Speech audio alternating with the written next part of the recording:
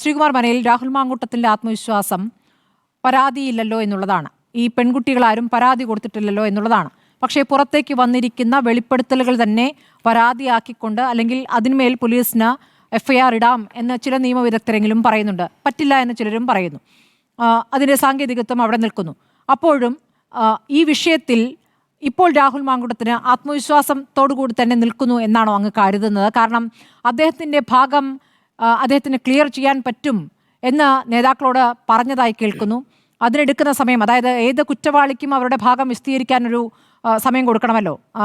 ഇന്ന് വാർത്താ സമ്മേളനത്തിലും ആ കാര്യത്തിൽ ചില കാര്യങ്ങൾ പറയുന്നുണ്ട്. അപ്പോൾ ഇതൊക്കെ പറഞ്ഞ് ഫലിപ്പിക്കാൻ കഴിയുമെന്നുള്ള ആത്മവിശ്വാസത്തിലാണ് രാഹുൽ മാങ്കൂട്ടത്തിൽ നിൽക്കുന്നത് എന്ന് എനിക്ക് തോന്നുന്നുണ്ടോ? അങ്ങനെയാണെങ്കിൽ തന്നെ പാർട്ടി ഇനി അത് കേൾക്കാനുള്ള സാധ്യത എത്രത്തോളമാണ്? സ്മൃതി, ഞാൻ പറയുന്നത് കേൾക്കാമെന്ന് വിശ്വസിക്കുന്നു. കേൾക്കാം.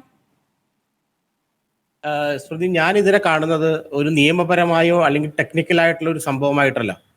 ഇതിലിപ്പോൾ പരാതി ഇല്ല എന്നുള്ളത് വാസ്തവം തന്നെയാണ്. പരാതി ഇല്ലാത്തടത്തോളം കാലം എടുക്കുന്ന കേസുകൾക്ക് എത്ര കണ്ട് ലീഗൽ വാലിഡിറ്റി ഉണ്ടാവും, എത്ര കണ്ട് അത് ലീഗലി സസ്റ്റെയിൻ ചെയ്യും എന്നുള്ള കാര്യമൊക്കെ നമുക്കറിയാം. പക്ഷെ ഇവിടെ അതല്ല പ്രശ്നം. അതേ അല്ല ഇവിടുത്തെ പ്രശ്നം. കോൺഗ്രസ് പോലൊരു പാർട്ടിയെ തെരഞ്ഞെടുപ്പിന്റെ ഏറ്റവും അറ്റത്ത് നിൽക്കുമ്പോൾ വലിയ ഒരു പ്രതിസന്ധിയിലേക്ക് തള്ളിവിടുകയായിരുന്നു ഈ രാഹുൽ മാങ്കൂട്ടത്തിനെതിരെ ഉണ്ടായ വെളിപ്പെടുത്തലുകളിലൂടെ. ആ വെളിപ്പെടുത്തലുകൾ വന്നിട്ടും കോൺഗ്രസ് നേതൃത്വത്തിന് പെട്ടെന്ന് തന്നെ നടപടിയെടുത്തത് പരിഹരിക്കാമായിരുന്നിട്ടും എന്തുകൊണ്ടാണ് അവർ ഇത്രയും സമയം വൈകിയത്? എന്താണ് നേതൃത്വത്തിന്റെ ദൗർബല്യം എന്നാണ് ഞാൻ ഇക്കാര്യത്തിൽ കഴിഞ്ഞ ദിവസം ഞാൻ ചോദിച്ചതാണ്, ഇപ്പോഴും ചോദിക്കുന്നതാണ്. അടിസ്ഥാനപരമായിട്ട് രാഹുൽ മാങ്കൂട്ടത്തിന്റെ രാജി എഴുതി വാങ്ങാൻ എന്താണ് നേതൃത്വത്തിന് ഇത്ര മടി?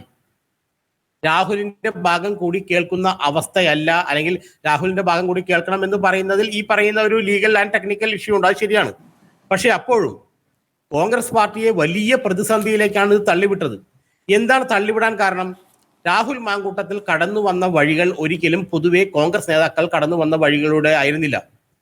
അത് ചില പ്രത്യേക ആളുകളുടെ താല്പര്യപ്രകാരം പെട്ടെന്ന് ഒരു സ്ഥലത്തേക്ക് എടുത്തുയർത്തപ്പെട്ട ഒരാളായിരുന്നു രാഹുൽ മാങ്കൂട്ടത്തിൽ നിന്ന് ഈ പാർട്ടിയിലുള്ള എല്ലാവർക്കും അറിയാം. രാഹുൽ മാങ്കൂട്ടം യൂത്ത് കോൺഗ്രസ് സംസ്ഥാന പ്രസിഡന്റ് ആവുന്ന ഇലക്ഷനിൽ അദ്ദേഹത്തിനെതിരെ വ്യാജ ID കാർഡ് ആരോപണം ഉണ്ടായപ്പോൾ നിലയിലും രാഷ്ട്രീയ നിരീക്ഷകൻ എന്നുള്ള നിലയിലും പരസ്യമായി ന്യായീകരിച്ച ആളാണ് ഞാൻ. കാരണം അങ്ങനെ വ്യാജ ID കാർഡൊന്നും അച്ചടിക്കാൻ കഴിയില്ല, സർക്കാർ പ്രതികാര നടപടി കൈക്കൊള്ളുകയാണെന്ന് പറഞ്ഞ ഒരാളാണ് ഞാൻ. പക്ഷെ ഇപ്പോൾ ഇവിടെ ഈ കോൺഗ്രസ് പാർട്ടിയെ വലിയ പ്രതിസന്ധിയിലേക്ക് തള്ളിവിട്ടിട്ട് ഈ നേതൃത്വം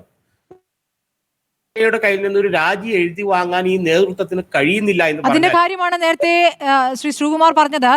തെരഞ്ഞെടുപ്പ് ഉപതെരഞ്ഞെടുപ്പ് വരികയാണെങ്കിലുള്ള ഒരു പ്രതിസന്ധി ഉണ്ടല്ലോ, ആ കാര്യങ്ങൾ കൂടി മുൻകൂട്ടി കാണേണ്ടി വരില്ലേ?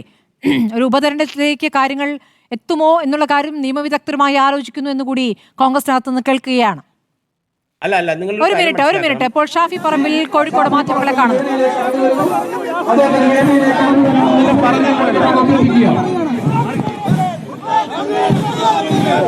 ഷാഫി പറമ്പിൽ സിന്ദാബാദ്, ഷാഫി പറമ്പിൽ സിന്ദാബാദ്, അഭിവാദ്യം, ഷാഫി പറമ്പിൽ അഭിവാദ്യം. കോഴിക്കോട് DCCയുടെ പരിപാടിയാണ്. ഇവിടേക്ക് ഷാഫി പറമ്പലിനെതിരെ പ്രതിഷേധം ഉയർത്തിയാൽ ശക്തമായി നേരിടുമെന്ന് നേരത്തെ DCC പ്രസിഡന്റ് പറഞ്ഞതടക്കമുള്ള കാര്യങ്ങൾ ഉണ്ടായിരുന്നു. മാധ്യമങ്ങളോട് എന്തായാലും ഷാഫി പ്രതികരിച്ചിട്ടില്ല. അങ്ങേക്ക് തുടരാം ശ്രീകുമാർ. സ്മൃതി, ഞാൻ പറഞ്ഞു വരുന്നത് ഈ ഉപതെരഞ്ഞെടുപ്പ് എന്ന് പറയുന്നതും അല്ലെങ്കിൽ ഉപതെരഞ്ഞെടുപ്പിൽ എന്ത് സംഭവിക്കും എന്നുള്ളതും ശരിക്കും പറഞ്ഞാൽ ഒരു അഡ്രസ്സ് ചെയ്യപ്പെടേണ്ട ക്വസ്റ്റ്യൻ അല്ല ഇത്. കാരണം കോൺഗ്രസ് പാർട്ടി രാഹുൽ മാങ്കൂട്ടത്തിനെ പോലൊരു നേതാവിനെതിരെ നിരവധി പെൺകുട്ടികൾ ഇത്തരം പരാതികളല്ല, കോൺഗ്രസ് നേതൃത്വം തന്നെ കഴിഞ്ഞ 3 വർഷമായിട്ട്, എന്റെ അറിവിലാണെങ്കിൽ ഇത് 5-6 മാസം കൊണ്ടുണ്ടായതല്ല, ഒരു 3 വർഷമായിട്ട് ഇതിന്റെ ഡെവലപ്മെന്റ്സ് നടക്കുന്നുണ്ട്. കോൺഗ്രസിലെ എല്ലാ നേതാക്കൾക്കും ഇതിനെക്കുറിച്ച് കൃത്യമായ ധാരണ ഉണ്ടായിരുന്നു. കോൺഗ്രസ് നേതാക്കൾ തന്നെ പലരും, ഞാനത് സ്മൃതി പറഞ്ഞാൽ നമുക്ക് അതിനകത്ത് കടക്കണ്ട, അവർ പോലും വ്യക്തിപരമായിട്ട് ഈ കാര്യത്തിന്റെ ഇരകളാണ്. അങ്ങനെ വരുമ്പോൾ ഈ വ്യക്തിയെ നിയന്ത്രിക്കാൻ ഒരു മനുഷ്യനും ആ പാർട്ടിയുടെ നേതൃത്വത്തിൽ ഉണ്ടായില്ല എന്നുള്ളതാണ് ഏറ്റവും വലിയ ദുരന്തം. പണ്ട് നിങ്ങൾ ഓർക്കണ്ട, കാരണം ഉള്ള സമയത്ത് അവർ ഈ പാർട്ടിയെ നയിച്ചുകൊണ്ടിരുന്ന സമയത്ത്, അന്ന് ഞാനൊക്കെ വളരെ ചെറുപ്പമാണ്, ഞാനൊരു കോളേജ് വിദ്യാർത്ഥിയാണ്. പക്ഷേ ഇത്തരത്തിലുള്ള ആരോപണം ഒരു നേതാവിനെതിരെ ഉണ്ടായാൽ ആ നിമിഷം അത് കരുണാകരന്റെ അടുത്തെത്തുമ്പോൾ അദ്ദേഹവും ആന്റണിയുടെ അടുത്തെത്തുമ്പോൾ അദ്ദേഹവും നിമിഷങ്ങൾ കൊണ്ട് പരിഹരിച്ചു കഴിയായിരുന്നു. കാരണം അങ്ങനെ പരിഹരിക്കാൻ കഴിയുന്ന ഒരു നേതൃത്വം ഇപ്പോൾ ഈ കോൺഗ്രസ് പാർട്ടിയിൽ ഇല്ല എന്നുള്ളതാണ് ഇത് നേരിടുന്ന മറ്റൊരു ദുരന്തത്തിന്റെ കാരണം. പിന്നെയൊന്ന്, ഈ പറഞ്ഞ പോലെ മുഴുവൻ വഴിയരികിൽ ഉപേക്ഷിച്ചു വിട്ടിട്ട് പെട്ടെന്നൊരു സുപ്രഭാതത്തിൽ ഉയർന്നു വന്ന ചില നേതാക്കളെ യൂത്ത് കോൺഗ്രസിന്റെയും മറ്റ് കോൺഗ്രസിന്റെയും നേതൃത്വത്തിലേക്ക് എടുത്തു വച്ചവർ, അവർ ഉദ്ദേശിച്ചത് ഇവരെയെല്ലാം വെച്ച് ഇത്തരം ഈ സൈബർ സംഘങ്ങളെയും വെച്ച് പാർട്ടിയെ പിടിച്ചെടുക്കി തങ്ങളുടെ കഷത്തിലാക്കാമെന്ന് വിചാരിച്ചതും യഥാർത്ഥത്തിൽ ഒരു തിരിച്ചടിയായിട്ടുണ്ട്. യഥാർത്ഥത്തിൽ ഈ രാഹുൽയെ തിരിച്ചറിയാൻ കഴിയുമായിരുന്ന സമയത്ത് കോൺഗ്രസ് നേതാക്കളാരും തിരിച്ചറിയാൻ തയ്യാറായില്ല. ഇപ്പോൾ അയാൾ പാർട്ടിക്ക് ഉണ്ടാക്കി വച്ചിരിക്കുന്ന ഡാമേജ് എന്ന് പറയുന്നത് വളരെയാണ്, അത് നമ്മൾക്ക് ചിന്തിക്കാൻ പറ്റുന്നതിനും അപ്പുറമാണ്. ആ ഡാമേജ് നിങ്ങൾ വിസിബിൾ ആയിട്ട് മനസ്സിലാക്കാൻ പോകുന്നത് വരുന്ന നിയമസഭാ തെരഞ്ഞെടുപ്പിലാണ്. കാരണം മുകേഷിന്റെയോ മറ്റേതെങ്കിലും സിനിമ അല്ലെങ്കിൽ CPM നേതാക്കളുടെയോ കാര്യം പറഞ്ഞ് നിങ്ങൾക്ക് ഇതിനെ പ്രതിരോധിക്കാൻ കഴിയില്ല. കാരണം മുകേഷിനെതിരെ ഉണ്ടാവുന്ന ആരോപണത്തിന്റെ അടിസ്ഥാനം എന്ന് പറഞ്ഞാൽ അദ്ദേഹം MLA പോലുമല്ല, രാഷ്ട്രീയക്കാരൻ പോലും അല്ലാത്ത സമയത്തുണ്ടായതാണ്. അതുപോലെ തന്നെ കോൺഗ്രസിലെ 2 MLA-മാർക്കെതിരെ ഉണ്ടായ ആരോപണം അത് തികച്ചും ആരോപണം പുറത്തു വന്നപ്പോഴാണ് പാർട്ടി പോലും അറിയുന്നത്. പക്ഷെ ഇതങ്ങനെയല്ല. കഴിഞ്ഞ 3.5 വർഷമായിട്ട് എല്ലാ നേതാക്കൾക്കും ഇതിന്റെ അലകും പിടിയും അറിയാം, അറ്റവും തുമ്പും അറിയാം. എത്രയോ തവണ രഹസ്യ സംഭാഷണങ്ങൾ ഇവരെല്ലാം ഇത് പറഞ്ഞിട്ടുണ്ട്.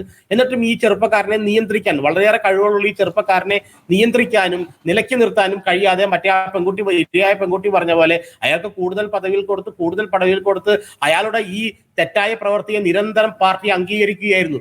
ആ അധികാരത്തിന്റെ ബലത്തിൽ ചെയ്തു കൂട്ടിയ കാര്യങ്ങൾ എന്ന് വേണം വിലയിരുത്താൻ. വൈകുന്തോറും കോൺഗ്രസിന് കൂടുതൽ അപകടത്തിലാകുന്ന സാഹചര്യമുണ്ട് എന്നുള്ള വിലയിരുത്തലാണ്.